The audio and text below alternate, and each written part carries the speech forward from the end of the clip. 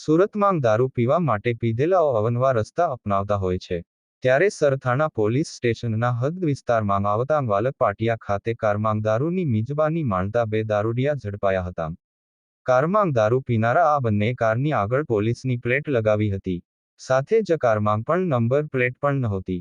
સ્થાનિકોએ વિડીયો ઉતારતા અને પૂછપરછ કરતા બંને યુવકો ફરાર થયા હતા.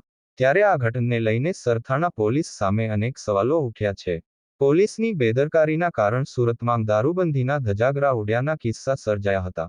લોકો સામે દારૂ પીને રોફ જમાવનારા બંને રૂપિયાની પણ માંગ કરી હતી.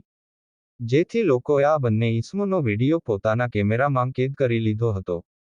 વિડીયોમાં એક નંબર પ્લેટ વિનાની બલેનો કાર જોવા મળી હતી. કારના ડેશબોર્ડ પર પોલીસ લખેલું પાટિયું જોવા મળ્યું હતું. ટોળાં દ્વારા આ કારમાં સવારે બે શખ્સને બહાર કાઢી કારની તપાસ લેવામાં આવતા બિયર અને દારૂની બોટલ હોવાનું સામે આવ્યું હતું.